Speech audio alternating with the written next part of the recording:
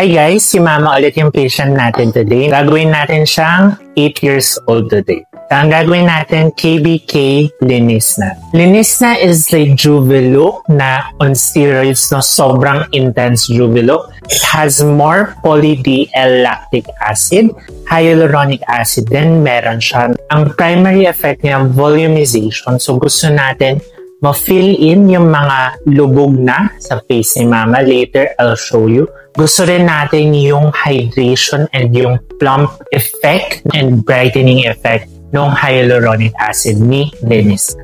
Ang maganda sa Linisna, it's not a filler. Sinasabi ko nga sa inyo, meron ng trend ngayon na lumalayo sa filler, pumupunta sa biostimulator. Kasi ayaw natin yung overfilled face, yung sobrang puffy, no? Yung halatang-halatang may pinagawa.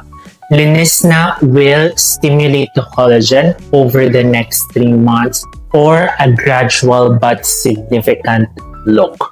So kung titignan natin yung face ni Mama, lubog na yung temples niya. We're gonna put Linisna here para umangat siya ng konti. Then lalagyan din natin to yung nasolabial fold para umangat. Okay? Konti dito sa marionette lines. Okay? And konti dito sa gilid, no? So gusto natin mag-snatch or umangat si Mama. Maganda sa Linisna, it's not a filler. It does take some time to stimulate collagen, around 3 months for the best results. Pero maganda siya kasi subtle. Hindi siya yung parang in your face, nagpa-filler, nalalaki yung face. So gusto natin gradual but subtle improvement. Linisna is classified as a biostimulator. It's like a filler, no? Isipin nyo na lang ganun siya. Ganun rin yung ma-achieve niya, pero hindi siya instant, no? Pero mas natural siya. Ayaw natin yung pag nagpa-filler ka, grabe, magang-maga yung cheeks mo, para ka talagang, may pinagawa. Sa Linisna, it's more natural.